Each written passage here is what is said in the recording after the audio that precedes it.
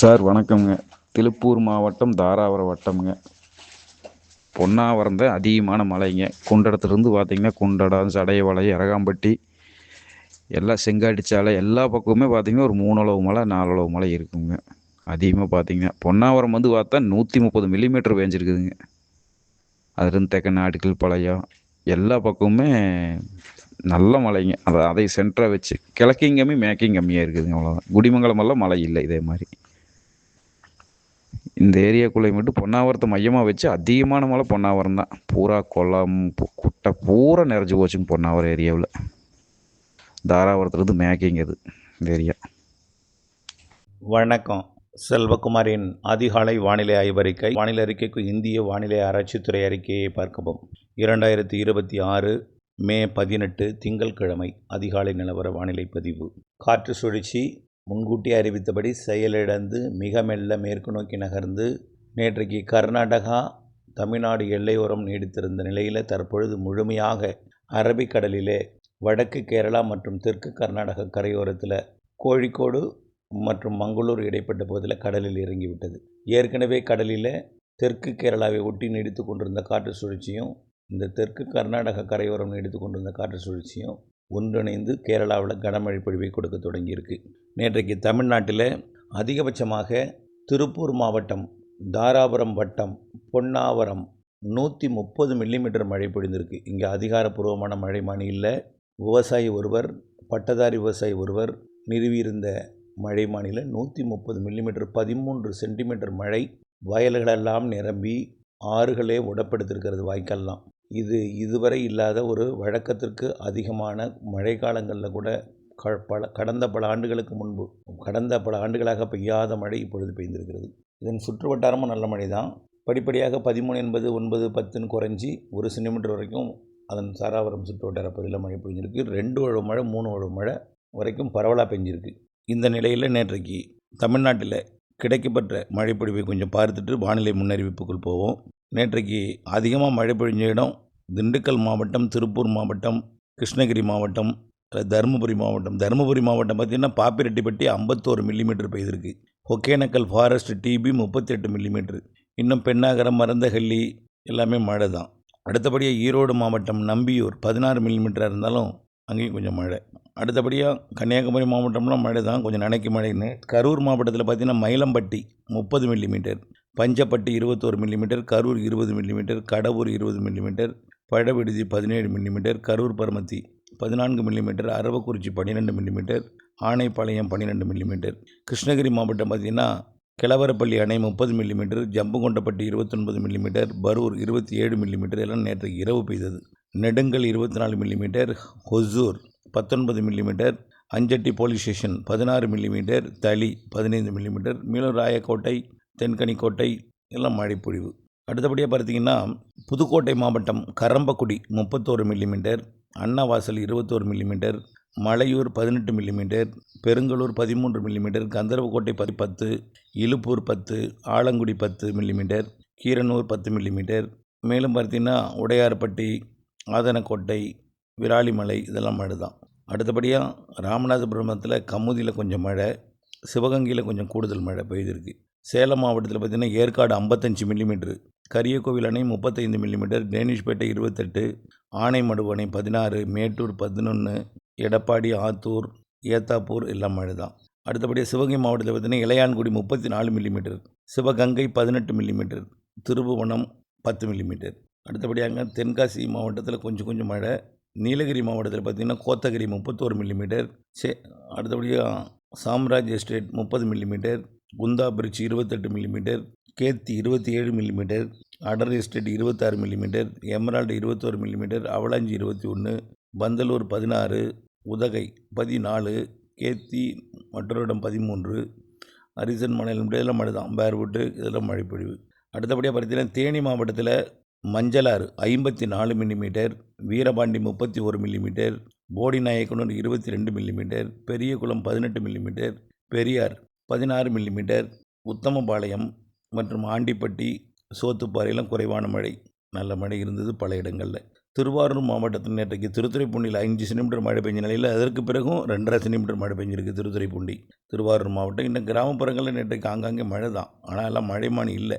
திருப்பூர் மாவட்டம் பார்த்திங்கன்னா தாராபுரம் அதிகமாக 13 சென்டிமீட்டர் பெய்த நிலையில் 130 மில்லிமீட்டர் பெய்த நிலையில் இன்னும் பல இடங்களில் அதிகாரப்பூர்வ மழைமானி உள்ள இடங்கள் பார்த்திங்கன்னா உப்பார் அணைக்கட்டு பகுதி 32 மில்லிமீட்டர், வெள்ளக்கோயில் 31 மில்லிமீட்டர், தாராபுரம் நகரம் 25 தான், ஆனால் சுற்று வட்டாரத்தில் அதிகம். அதே போல் நல்லத்தங்கை ஓடை ரிசர்வர் 17, குண்டடம் 15, காங்கேயம் 11, மூலனூர் 12, வட்டமலக்கரை ஓடை reservoir 10, Thirumoorthy IP 10, Thirumoorthy dam 10, Amaravathi dam 10 millimetre, Udumalaipettai லேசான மழை 7 மில்லிமீட்டர் தான், ஊத்துக்குழி 5 மில்லிமீட்டர்.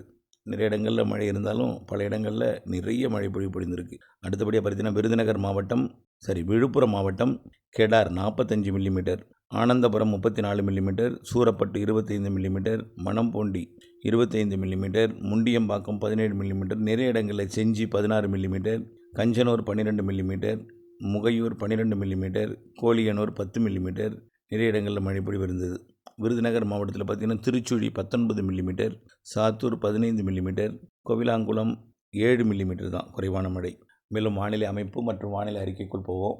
இந்த காற்று சுழற்சி அரபிக்கடலுக்கு சென்றிருக்கிற காரணத்தினாலே கேரளா மற்றும் கர்நாடக கரையோரத்தில் காற்று சுழற்சியுடன் இணைந்த கனமழை பொழிவு தொடர்ந்து நீடித்து கொண்டிருக்கும். மாலையில் வழுக்கும். அந்த மாலையில் வழுக்கும் பொழுது காற்று சுழற்சியுடன் இணைந்த வெப்பச்சலன மழை தமிழ்நாட்டுக்குள்ள மேற்கு தொடர்ச்சி மலை மாவட்டங்கள் மற்றும் கர்நாடக எல்லையோர கேரள எல்லையோர மாவட்டங்கள் வழியாக வங்கக்கடலோரம் வரைக்கும் வரும். இன்றைக்கு மதியம் கேரள எல்லையோரம் தொடங்கும் மழை பிறகு கர்நாடக எல்லையோர மாவட்டங்களுக்கும் தொடங்கி பாலக்காட்டு கணவாய் உட்பட நேற்று பெய்த மாவட்டங்களில் ஒதுக்கி இருக்கக்கூடிய இடங்களுக்கெல்லாம் இன்றைக்கி பெய்யும். கன்னியாகுமரி இன்றைக்கு உறுதி. கன்னியாகுமரி, திருநெல்வேலி, தென்காசி, தூத்துக்குடி மாவட்டம், மேலும் பார்த்தீங்கன்னா மதுரை, விருதுநகர், தேனி மற்றும் திண்டுக்கல், திருப்பூர், கோயம்புத்தூர், நீலகிரி, ஈரோடு, கரூர் மற்றும் கிருஷ்ணகிரி, தருமபுரி, சேலம், நாமக்கல், திருச்சி, புதுக்கோட்டை மாவட்டத்தின் பகுதிகள், சிவகங்கை இங்கெல்லாம் நல்ல மழைப்பொழிவு கொடுக்கும். இன்றைக்கு மாலை படிப்படியாக இந்த மழைப்பொழிவு வங்கக்கடலோரம் வரைக்கும் வந்து குறைவாக கொடுக்கும்.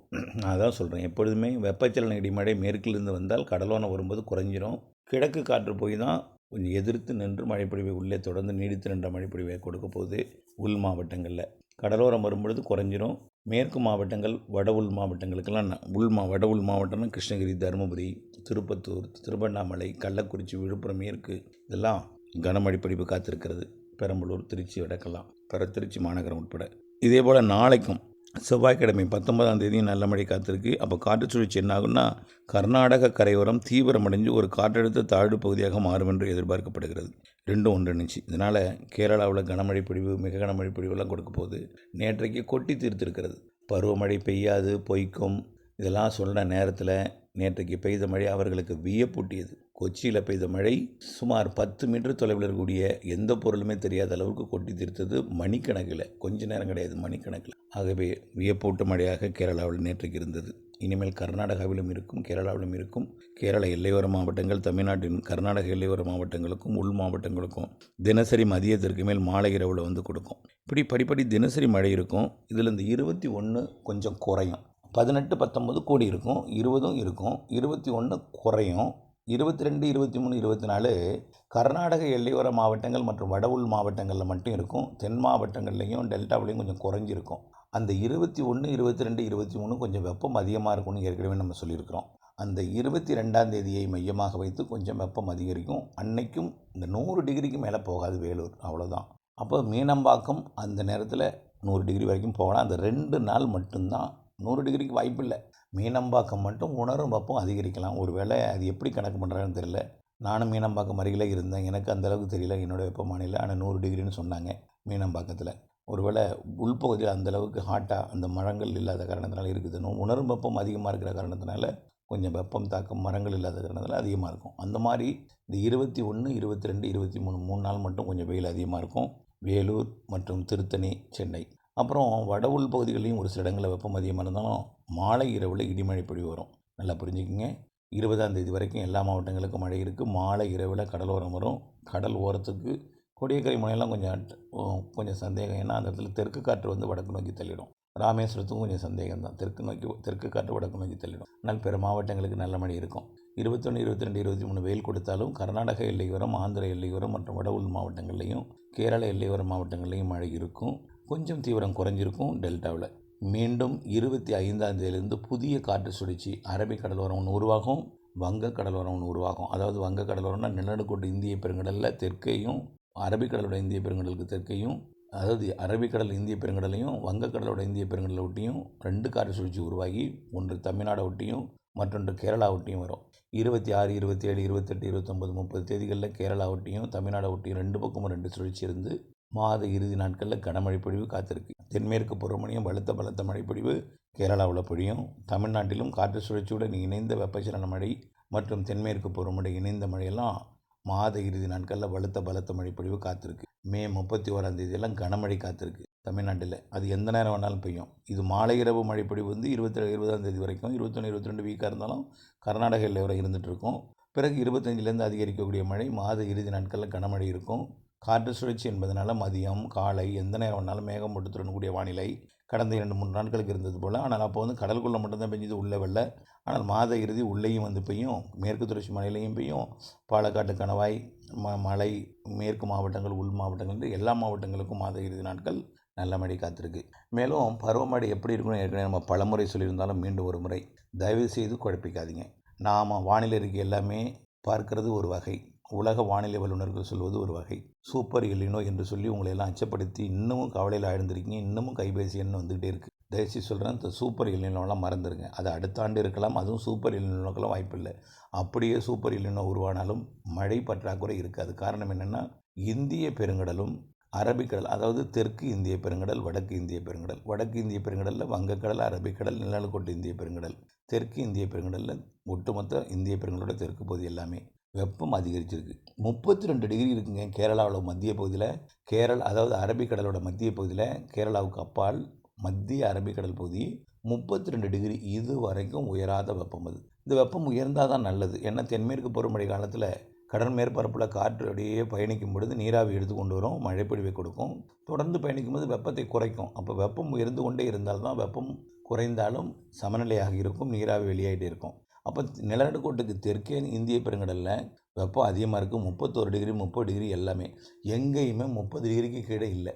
கல்கட்டாவிலையும் 30 டிகிரி, ஓமன் வளைகுடாவிலையும் 30 டிகிரி, மஸ்கட்டை ஒட்டி 30 டிகிரி, பாகிஸ்தான் ஒட்டி, ஈரான் ஒட்டி 30 டிகிரி, குஜராத் ஒட்டி 30 டிகிரி, ஏடன் வளைகுடா 30 டிகிரி, மத்திய அரபிக்கடல் 31 டிகிரி, ஒரு இடத்துல 32 டிகிரி, கேரளாவின் கடலோரம் எல்லாமே 31 டிகிரி, குமரிக்கடல் 31 டிகிரி, பெரும்பாலும் 30 டிகிரி பரவலாக இருக்குது. எங்கே பார்த்தாலுமே 31 டிகிரி ஆங்காங்கே இருக்குது. மத்திய அரபிக்கடல் 32, வங்கக்கடல் முழுவதுமே 30, பரவலாக எங்கேயுமே 30 கீழே இல்லை. ஒரு சில இடங்களில் 31 டிகிரியும் இருக்குது. தமிழ்நாட்டின் கரையோரம் 31 டிகிரி, மாலத்தீவு அப்படி நிலநடுக்கோட்டு இந்திய பெருங்கடல் எல்லாமே 30 டிகிரி, 31 டிகிரி. அதே போல் சுமத்ரா தீவு வரைக்கும் 30 டிகிரி, 31 டிகிரி எல்லாமே இருக்கிற காரணத்தினால கண்டிப்பாக இந்த வெப்பநிலை காரணமாக நீராவி வெளியாகும் கடல்லேருந்து. இப்போ கடல்லேருந்து நீராவி வெளியாகும் பொழுது இந்த வெப்ப உயர்வு காரணமாக சிஸ்டம் அடுத்தடுத்து உருவாகிட்டே இருக்கும். ஒவ்வொரு சிஸ்டமாக அந்தமான் பக்கம் உருவாகி ஒடிசா, மேற்கு வங்கத்துக்கு போகும். அங்கே இருந்துட்டு காற்றை ஈர்க்கும் பொழுது கேரளா வழியாக அங்கே ஒரு காற்று சுழற்சி இருந்து கொண்டு கேரளா, கர்நாடகா, மகாராஷ்டிரா, கோவா வழியாகவும் குஜராத் வழியாகவும் சிஸ்டம் எங்கே இருக்கோ அதை பொறுத்து அரபிக்கடல் காற்று வடக்கு நோக்கி பயணிக்கும். அதாவது வட இந்தியா மற்றும் ஒடிசா, ஆந்திர பிரதேசத்தின் வடக்கு பகுதி, மேற்கு வங்கம் நோக்கி பயணிக்கும் பொழுது நிறைய நீராவி காற்றை கொண்டு வந்து குவித்து நிறைய மழைப்பொழிவை கேரளாவிற்கு கொடுக்கும். இந்த அணையெல்லாம் கண்டிப்பாக நிரம்பும். ஆகஸ்ட்டுக்குள்ளே அணை நிரம்புங்க, கவலைப்படாதீங்க. இப்போ மேட்டூர் அணையெல்லாம் அதாவது கொஞ்சம் குடிநீருக்கு திறக்கப்பட்ட காரணத்தினால இறங்கும் முகத்துக்கு சென்றிருக்கு. குடிநீர் தேவை தான். குடிநீருக்கு அதிகமாக நிறைய இடங்களில் குடிநீர், ராமநாதபுரம் கூட்டு குடிநீர் திட்டம், வேதாரண்யம் கூட்டு குடிநீர் திட்டம், இதெல்லாம் கொள்ளிடம் கூட்டு குடிநீர்லேருந்து பயன்படுத்தினா கொஞ்சம் தண்ணீர் குறைந்திருக்கு. இருந்தாலும் வரக்கூடிய பருவமழை கை கொடுத்து அணையின் மட்டத்தை உயர்த்தும். கண்டிப்பாக ஜூன் 12ஆம் தேதி திறப்பதற்கான சாதக சூழல் நன்றாகவே இருக்குது. தொடர்ந்து அணையின் மட்டம் ஏறிட்டே இருக்கும். ஆகஸ்ட்டுக்குள்ளே அணை நிரம்பும். நிறைய மழை இருக்குது, கவலைப்படாதீங்க. வட இந்தியாவுக்கும் அதுமாரி தான். இமயமலையை ஒட்டிய மாநிலங்கள் வெள்ளப்பெருக்கு இருக்குது. அதே போல் இந்த தென்மேற்கு பருவமழை பற்றாக்குறை என்கின்ற பேச்சுக்கு என்னை பொறுத்த வரைக்கும் இடமில்லை தான் சொல்லணும். வடகிழக்கு பருவமழை ரொம்ப அதிகமாக இருக்குங்க. அது முதல்ல சொல்கிறேன். தமிழ்நாட்டுக்கு வடகிழக்கு பருவமழை ரொம்ப அதிகமாக இருக்குது. இவையெல்லாம் நம்ம ஏற்கனவே பல நாட்களாக சொல்லிட்டு வர்றோம். அடுத்த ஆண்டும் நல்லா இருக்குது பருவமழை, அதையும் பார்த்தாச்சு. தயவுசெய்து எதையும் போட்டு குழப்பிக்க வேண்டாம். தொடர்ந்து வானிலை அப்டேட்ஸோடு இணைந்திருங்கள். நம்முடைய வானிலை அறிக்கை எவ்வளோ துல்லியமாக சொல்கிறோம், ரொம்ப குறைவாக பார்க்குறீங்க. நிறைய பேருக்கு அதை ஃபார்வர்ட் பண்ணுங்கள், அவங்களும் பயன்பெறட்டும். தயவுசெய்து உங்களால் முடிந்த அளவுக்கு ஃபார்வர்ட் பண்ணுங்கள், எல்லோரும் பயன்பெற அன்போடு கேட்டுக்கொள்கிறேன். நன்றி.